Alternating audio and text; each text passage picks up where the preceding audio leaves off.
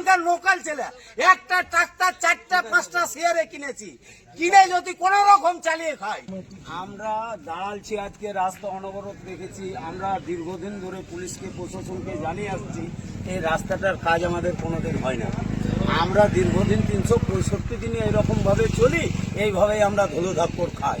আমাদের কোনো সহযোগিতা রাস্তার জন্য হয় না। আজকে তুলুমণ্ডল আসছে কোটি কোটি টাকা, এক একটা গাড়ি রয়্যালটির 8,000 7,000 টাকা করে পয়সা পাই। ওই তুলুমণ্ডলকে চাকটিপ করে রয়্যালটির পয়সা নিয়ে যাবে, আমরা রাস্তার ধুলো খাবো। আমরা এখানকার লোকাল ছেলে একটা ট্রাক্টর 4টা 5টা শেয়ারে কিনেছি, কিনে যদি কোন রকম চালিয়ে খাই, তাতে পুলিশ প্রশাসন এই পারে পয়সা নেয়, ওই পারে ধরে পার্কিং করে 1.5 লক্ষ 2 লক্ষ টাকা ফাইন বলে এমনি। আমরা যত গাড়ি পার্কিংয়ে আছে, এই গাড়ি তুলমণ্ডল ভরবে টাকা, কি বারেক ভরবে টাকা, কি আইসি ভরবে টাকা।